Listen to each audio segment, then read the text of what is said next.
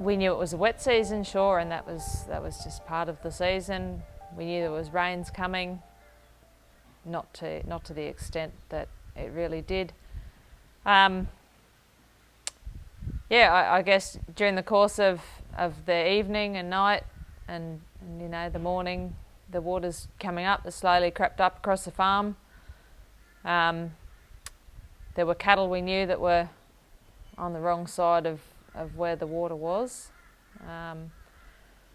Early in the morning they had come back home and we thought they would be safe, but they decided to go back to pasture.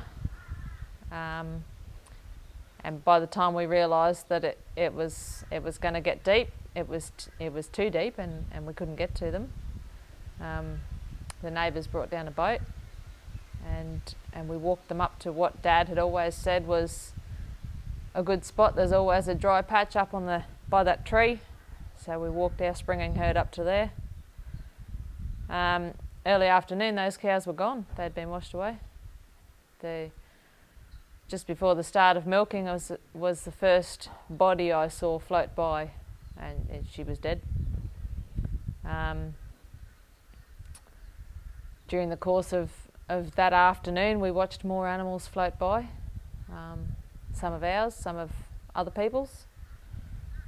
And overnight it kept raining, and by the following morning our farm was Lake Awonga.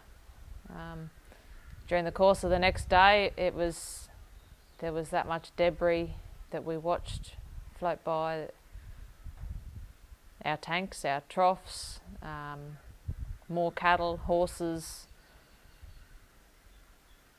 and not a lot we could do. Fortunately we had our milking herd up here safe. Our dry herd was also on the wrong side of the creek down here, so we couldn't get to them. We lost sight of them in the binoculars and we thought they had all gone. There was 150 of them, and turned out they waded up to their bellies in water for 2 days and was still there. Some of them were still there when it all went down. I got plenty of photos because all we could do was sit here and take photos. We had our milking herd up here on the road. We were feeding hay and silage out on the bitumen road. No traffic.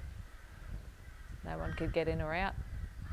So we, with a generator, when we were out of power, we milked our cows and fed them on the road and dumped the milk, which ended up being over 30,000 litres of milk we lost. It's been tough, yes. We probably won't see a full recovery on our place within 2 years. Our cattle are still recovering. We've struggled to feed them ever since. It's frustrating going down and seeing all the things that need doing, and it all needs to happen now, and yet financing it is not something we can do straight away because our income is so affected. So yeah, we're out for a winter feed. We're probably 3/4 the way across our farm. A quarter is still a lot of feed that we haven't got for our cows. So there's still just so much to do down there. A lot of the stuff has just been tied up quick, so you can keep going, and you need to go back to and do it properly. It certainly wears you down. Yeah, you don't stop, you just keep going.